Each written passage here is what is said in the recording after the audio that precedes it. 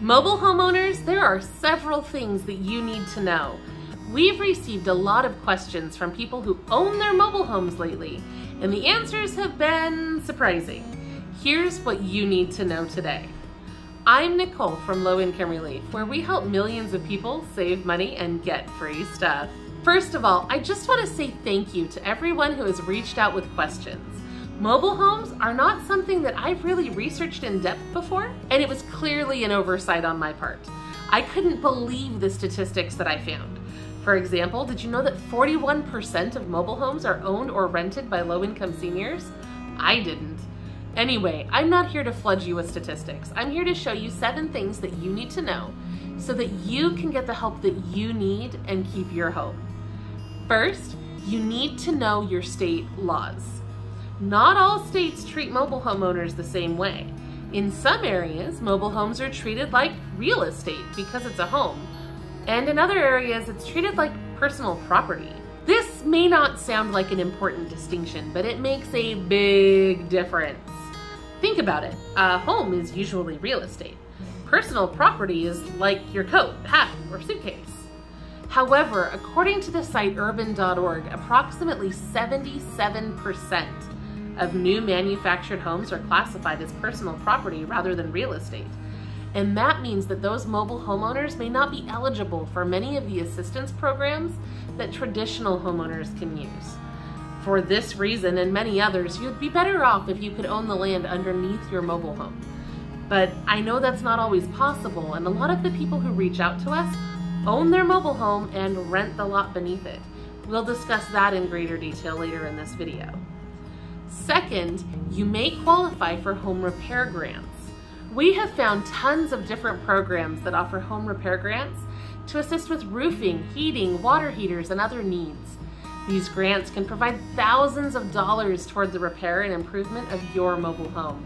You can find the full list at lowincomerelief.com/free-home-repair-grants. Third, you may be able to get free disability modifications. Along with the home repair grants, we've also found many programs that offer free disability modifications to those who need them. This could include ramps and other needs. We've listed these providers in the same list as our home repair grants, so you can find that information at the same link as well. Fourth, you may be able to get help with your utilities. Utility expenses can be overwhelming, but you may be eligible for help. LIHEAP is a nationwide program that helps with utility costs. You'll need to reach out to your utility provider, state agency in charge of social programs, or your local community action council for more information on how and when to apply for this program. Fifth, you may be able to get rent assistance with your lot rent. Many programs that provide assistance with rent will also help mobile homeowners with their lot rent. This includes the Emergency Rental Assistance Program that was launched in response to the coronavirus pandemic. Not all states are using these funds to help mobile homeowners, but many are, so it never hurts to reach out to your local agency in charge of these funds and ask if you can get help. Sixth, you need to know about the National Manufactured Housing Construction and Safety Standards Act. I know that's a mouthful, but if there are defects in the manufacture of your home, then you need to know about this act. It requires manufacturers to correct any defects that present an unreasonable risk of injury or death to the home's occupants, as well as any defects in the design or assembly of the home. In order to help mobile homeowners, 36 states have created administrative agencies that enforce these standards and handle consumer complaints. If you own a mobile home in a state that does not have a specific agency for this, you can take your complaints to the U.S. Department of Housing and Urban Development, or HUD. Seventh, many mobile homeowners are losing their homes to eviction. This was one of the most surprising and disturbing things that I learned while I researched this video, and I'm honestly very upset about it. I had no idea how at risk mobile homeowners were from eviction and how desperate some mobile home lot owners are to evict people from their homes. So here's the deal. If you own a mobile home and you are paying for your lot, you can get evicted from the lot if you don't pay rent. But here's where it gets complicated.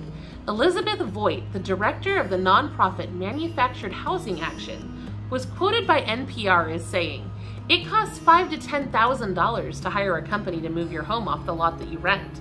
Older homes structurally cannot handle a move, and it's very difficult to find a new lot," end quote. Because of that, many landlords are increasing lot rent and evicting homeowners that can't pay. They know that you probably can't move your home, and they stand to gain a lot if you abandon it. According to Voigt, quote, "The landlord turns around, rents the home, or sells it again, adding to their profit margins. The resident has lost not only their home, but their life savings." Courts often allow this because the homeowner can't move the home. It becomes abandoned property, and the owner of the lot can usually take over the title 30 days after the home is abandoned. At that point, they're free to rent it out to someone else and keep all that cash. The NPR article I read discussed a woman named Barbara who was evicted when she owed less than $1,200 in past due lot rent. She lost the home that she had owned and lived in for 16 years as a result of that eviction. NBC News also quoted Stuart Campbell, a lawyer from Legal Aid of Northwest Texas, who said, quote, "Oftentimes when they are evicted for lot rent, they're forfeiting the equity on the home. You could lose your home for $1. Kristen Slonsky, a litigation director for the nonprofit law firm Wisconsin Judicare, said that she has seen mobile homeowners selling their homes on Facebook Marketplace for $1,000 in order to avoid a total loss. This is heartbreaking and so wrong. To protect yourself, you need to be aware of all the assistance that is available to mobile homeowners, and you need to do everything you can to avoid getting behind on lot rent or giving the landlord an excuse to evict you. Rent assistance programs like the Emergency Rental Assistance Program may be able to help, but be sure to reach out to other community resources like your community action councils so that you can understand every benefit available to you in your area. We're going to be making more videos like this as we find more assistance for mobile homeowners. You can always look at lowincomerelief.com as a resource. You can contact your local 211 or other charities and churches in your area, but do not let yourself get behind, and do not let yourself be in a situation where you're at risk of that kind of eviction, because that is just absolutely heart-wrenching what some of these people are going through. I know that's easier said than done, and we will do everything in our power here to help you. Stay tuned for future videos for mobile homeowners, and be sure to subscribe to our channel for more ways to save money and get free stuff.